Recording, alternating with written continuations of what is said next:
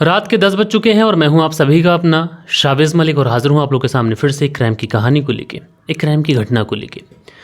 दोस्तों आज जैसा कि आप सभी लोग को पता है कि 30 तारीख है और जो महीने का एंड वाला दिन होता है उस दिन हम लोग लाइव भी आते हैं। तो आज 10 बजे आप लोग को कहानी मिलेगी और 11:30 बजे मैं आप लोग के साथ में लाइव आऊँगा, तो आप लोग इंतज़ार करिएगा। और जैसा कि आप लोगों को पहले से ही बता रखा है तो एक बार मैं फिर से आप लोग को अपडेट देना चाहता हूं कि आज के दिन 11:30 बजे हम लोग लाइव मिलेंगे और ये हर महीने का सिलसिला है, ऐसे ही चलता रहेगा।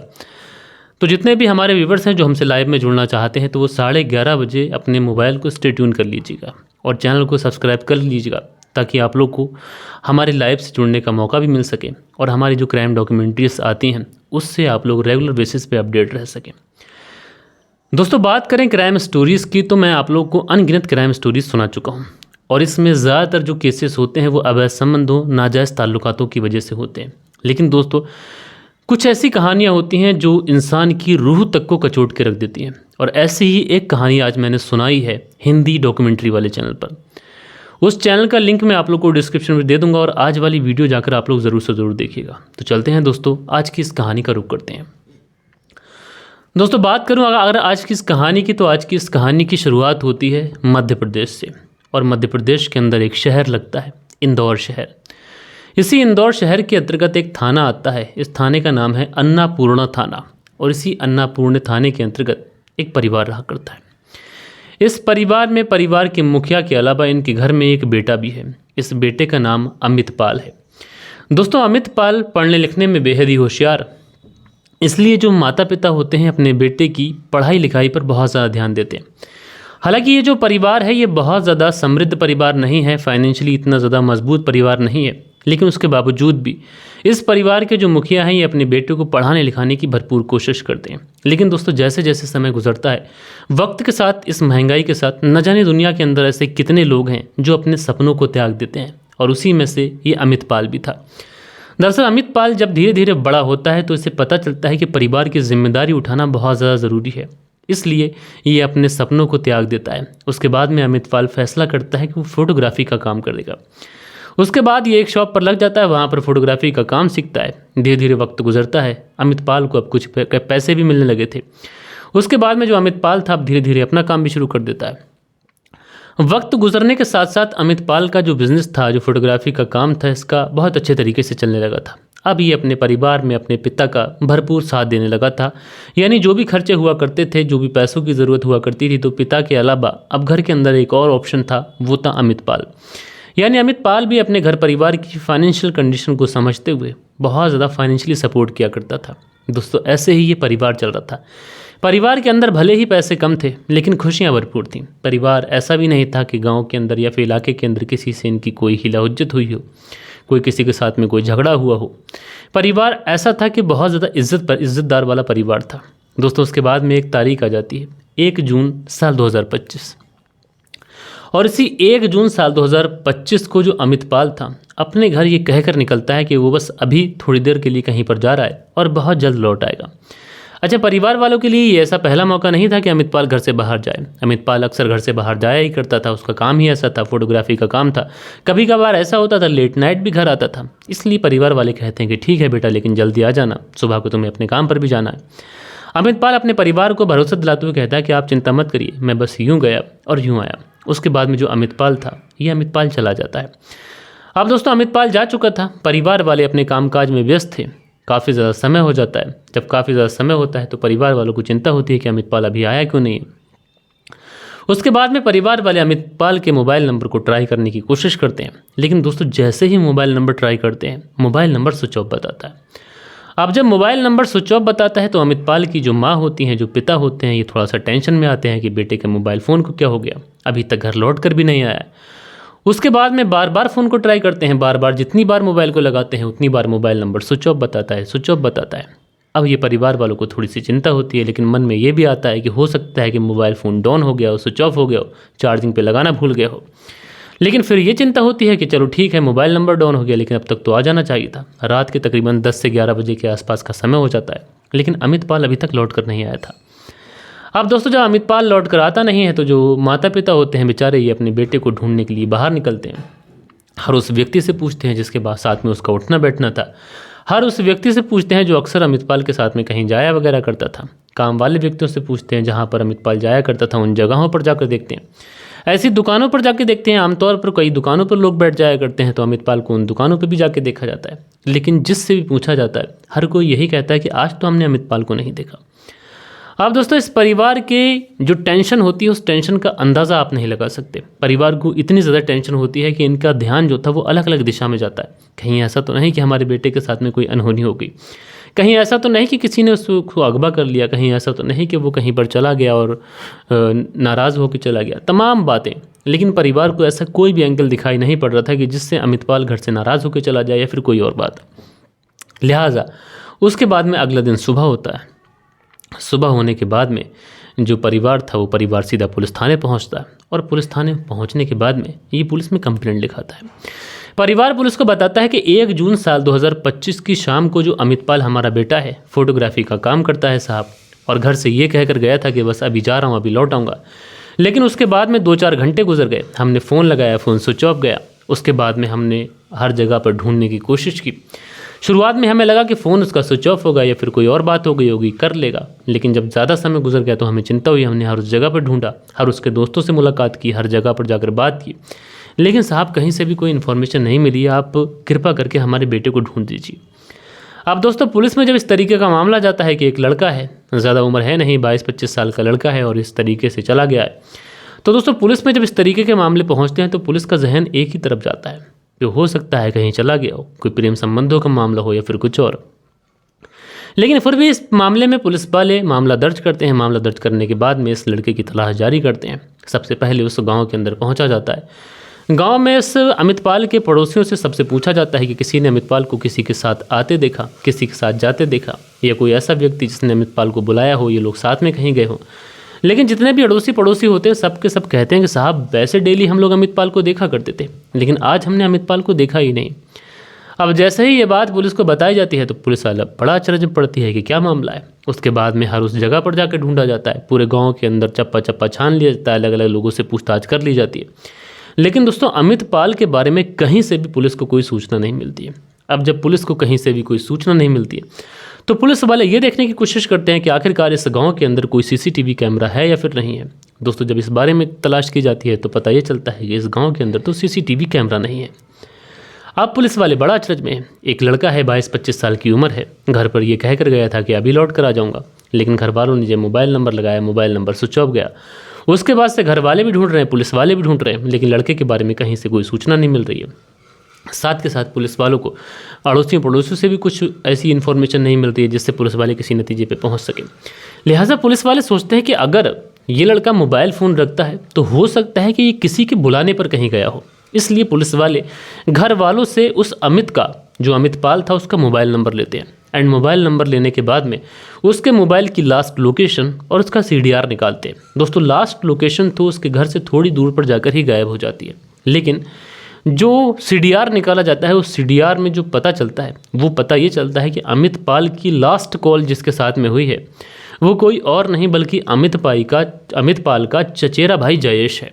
अब जैसे ही ये सूचना पुलिस को मिलती है कि जयेश के साथ में लास्ट बार कॉल हुई है तो पुलिस सोचती है कि हो ना हो जयेश इस बारे में बता सकता है कि अमितपाल कहाँ गया है। हो सकता है कि जयेश को पता हो, वो जयेश को बता कर गया हो, क्योंकि आमतौर पे ऐसे मामलों में, प्रेम संबंधों के मामले में कई बार ऐसा होता है कि लड़का या फिर लड़की को लेकर कहीं चला जाता है या अपनी मर्जी से कहीं चला जाता है।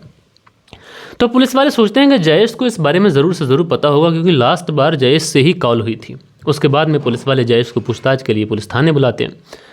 अब जयेश को जैसे ही पुलिस थाने में बुलाया जाता है, उससे पूछताछ की जाती है, तो जयेश जो था वो कहता है कि साहब मेरी तो अमितपाल से बात ही नहीं हुई है।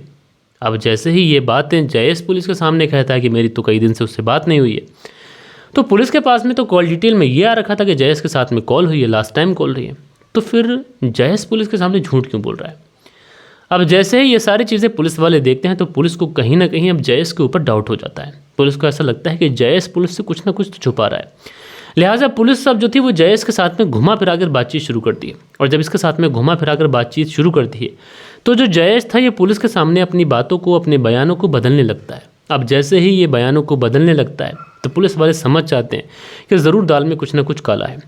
अब पुलिस वाले जब इसके ऊपर सख्ती दिखाते हैं, अब जयेश कोई पेशेवर कातिल, कोई पेशेवर मुजरिम तो था नहीं, लिहाजा पुलिस की सख्ती के आगे, पुलिस की मेहमान नवाजी के आगे जो जयेश था, ये जयेश टूट जाता है। और टूटने के बाद में ये 2 नाम और बताता है। एक नाम होता है गणेश का और एक होता है इसका नाबालिग दोस्त। ये लोग बताते हैं कि साहब हमने ही इस अमित पाल की हत्या कर दी है। अब उधर पुलिस वाले ये पूछते हैं कि अच्छा हत्या की है तो बताओ डेड बॉडी कहाँ है। तो ये बताते हैं कि आशापुरा जो जंगल है, यहीं पर जो सिमरौला थाना है, इसी के अंतर्गत हमने जंगल में डेड बॉडी को फेंका है। लिहाजा पुलिस वाले उस थाने की पुलिस से कांटेक्ट करते हैं तो पता चलता है कि हाँ ऐसे इस तरीके की डेड बॉडी मिली है और हम भी डेड बॉडी के बारे में शिनाख्त कर रहे हैं। और पता ये चला है कि ये अन्नापुर थाने का रहने वाला है। हम भी इसी सिलसिले में आपसे ही बात करने वाले थे। लिहाजा पुलिस वाले लाते हैं, उस डेड बॉडी को बरामद करते हैं, डेड बॉडी को पोस्टमार्टम के लिए भेजते हैं। और दोस्तों जो पोस्टमार्टम की रिपोर्ट आती है, उस रिपोर्ट में कुछ इस तरीके से खुलासा होता है कि जो अमित पाल है उसकी बड़ी ही बेरहमी के साथ में हत्या की गई। पहले उसकी गला दबाकर हत्या की गई, बाद में किसी भारी भरकम चीज़ से उसके सर पर, उसके जिस्म पर कई सारे वार किए गए, जिसकी वजह से उसके जिस्म पर इंजरी के भी मार्क्स थे। अब दोस्तों दूसरी तरफ जो जयेश है, ये अमित पाल का चचेरा भाई है। अब अमित पाल की हत्या जयेश क्यों करेगा, ये सारी चीज़ें कहीं ना कहीं पुलिस को कंफ्यूज कर रही थी। लिहाजा जो पुलिस थी अमित पाल के कत्ल के बारे में जयेश से पूछताछ करती है कि बताओ कि तुमने अपने चचेरे भाई यानी जो अपने तुम्हारे ताऊ का बेटा है अमित पाल, उसकी हत्या क्यों की। तो जयेश यहाँ पर एक ऐसी कहानी सुनाता है जिस कहानी को सुनने के बाद में हर कोई दंग रह जाता है। और पुलिस वाले यही सोचते हैं कि महज इतनी सी छोटी सी वजह की वजह से तुमने अपने ताऊ के बेटे का कत्ल कर दिया। दरअसल जो जयेश है ये बताता है कि अमित पाल फोटोग्राफी का काम करता था और एक ऐसी लड़की थी जिस लड़की के साथ में इस अमित पाल की बहुत ज़्यादा नज़दीकियाँ थीं और वो लड़की अक्सर अमित पाल को अपना भाई कहकर बुलाया करती थी और अमित पाल ने भी उसे अपनी मुँह भैली बहन मान लिया था। अब इसी वजह से वो जो लड़की थी अमित पाल के घर पर अक्सर आया जाया करती थी। लेकिन जो जयेश था ये मन ही मन में उसी लड़की से प्यार किया करता था, लेकिन कभी भी उस लड़की से बोल नहीं पाया। एक बार इसने उस लड़की को प्रपोज भी किया था, लेकिन उस लड़की ने साफ तौर से इनकार कर दिया था। लेकिन अमित पाल के प्रति वो लड़की जो थी बहुत ज़्यादा एक तरीके से उसकी तरफ खिंची हुई थी, उसे अपना भाई बनाया कर रखा था उसने और उसे अपना भाई बनाकर कहा करती थी कि ये मेरा भाई है। दूसरी तरफ जो अमित पाल था ये भी उस लड़की को अपनी मुँह बोली बहन की तरह ही प्यार किया करता था। ये दोनों भाई बहनों का जो रिश्ता था अच्छा खासा चल रहा था। लेकिन कहीं ना कहीं जयेश को ऐसा लगने लगा था कि जो अमित पाल है उसका उसकी मुंह बोली बहन के साथ में संबंध है और इसी वजह से वो जो लड़की है उसके प्यार को, उसके प्रपोजल को ठुकरा रही है। इसी वजह से जो जयेश था ये अपने 2 साथियों को अपने साथ मिलाता है। एक का नाम गणेश होता है और एक जो दोस्त था वो दोस्त नाबालिग था। इन दोनों दोस्तों को मिलाता है अपने साथ में। उसके बाद में अमित पाल को ये कॉल करता है। कॉल करने के बाद में कहता है कि यार एक बर्थडे पार्टी में चलना है, चलो बस चलेंगे और उसके बाद में लौट आएंगे। अब दोस्तों अमित पाल को इस बारे में कोई जानकारी नहीं थी कि जयेश उस लड़की से मोहब्बत करता है या फिर वो अपने दिलो दिमाग में कुछ इस तरीके की चीज़ों का वहम पाल चुका है। इसलिए अमित पाल तो अपने चचेरे भाई, अपने कजिन ब्रदर के कहने पर वहाँ पर चला जाता है। उसके बाद में ये लोग उसे उसी जंगल में लेके पहुँचते हैं, आशापुरा जंगल में। और वहाँ पर ले जाने के बाद में ये तीनों लोग इस अमित पाल के ऊपर टूट पड़ते हैं। पहले तो गला दबाकर उसकी हत्या करते हैं एंड हत्या करने के बाद में ये उसके शव को वहीं झाड़ियों में छिपाकर वहाँ से 9-11 हो जाते हैं। और उसके बाद में ये इस तरीके से बिहेवियर दिखाते हैं कि इनको कुछ पता ही नहीं था।